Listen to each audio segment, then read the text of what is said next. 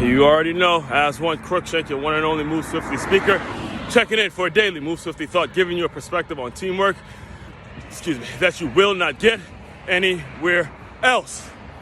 Man, it's been one of those 24 hours, I was on YouTube and I was watching the rumor report from the Breakfast Club, and there are so many high-profile divorces going on right now that it made me feel compelled. I had a completely different thought in mind, and just this morning, as I was thinking about just the whole makeup of it and the names that they were dropping, the big names that they were dropping, and the divorces that are happening or supposedly happening, I don't know. We all never know the real truth when it comes to those public relationships and shit like that, right? You just never know.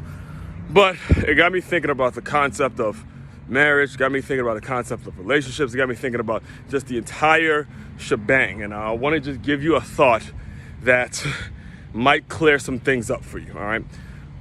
How do we think about this word? The word that we really need to be thinking about when we're talking relationships, we're talking marriage, we're talking divorce, whatever it is, talking about the perfect couple, whatever it is you're talking about, and this conversation can go in a ton of different directions. The word is commitment. Commitment. Did I say it enough? Commitment. All right. What are you committed to? And I'll give you an example. I was in college and there was a girl that I had already had sex with, right? It was a girl I already had sex with, and I was considering taking it to the next level, right?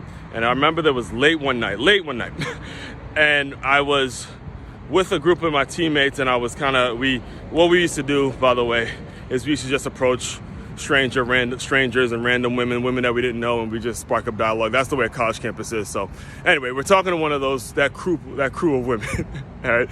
Just a total group of strangers, a group of friends that we had no idea who they were.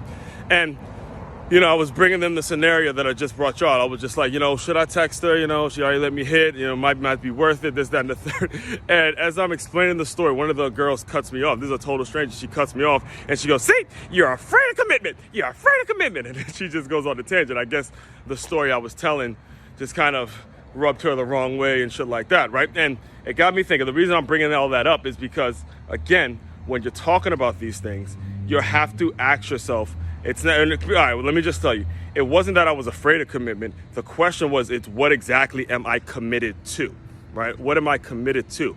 If she let me have sex with her within that, it was like I met her on a Monday, we had sex that weekend. If she lets me do that, I'm committed to the sex, not to the person. You see what I'm saying? So it's not that Aswan was afraid of commitment, or maybe it was he was afraid of commitment. He was afraid of being with someone who would let me do that and not actually let me put in some work, to be 100% honest with you. So when you're thinking about all of these divorces and you're thinking about all these relationships that are not working out, you got to ask yourself, what are you committed to? If you want to use the example of a Tom Brady and a Giselle, what is he committed to? He's committed to his game. He's committed to working out with his receivers, building relationships, and winning that chip, again, being the best football player to ever play. He's committed to that. He is, and he was committed to that long before he met her, and she was committed to her work too. So the question you got to ask yourself as you're moving forward in this world is, what am I committed to? And is the person that I'm committed, that I am pursuing or I'm courting, whatever it is, is our commitment going to be able to be a good fit? Because the commitment word is something that's lost. It's kind of lost because we do live in this world that has accepted the casual sex. We've accepted the fact that people cannot be together or live together without being. All of that shit is accepted, which is completely wrong. But there's nothing you or I can do about it. That's just the way it is, right? If you have not yet, make sure if you listen to this on my podcast, make sure on the Move Swiftly podcast, if you're listening to this on the Move Swiftly podcast, make sure you click that follow button. If you have not yet heard about the Move Swiftly podcast, be sure you do go and subscribe to that. It's available on all streams. I will do a deeper dive on this issue because it's a big one. It's a very, very big and an important one. Make sure you do go and subscribe to the Move Swiftly podcast. Also, check out MakeYaMove.com. That's MakeYamove.com. Purchase Make Your Move, which is a book, or the second book I wrote. The first book I wrote is called Swiftly.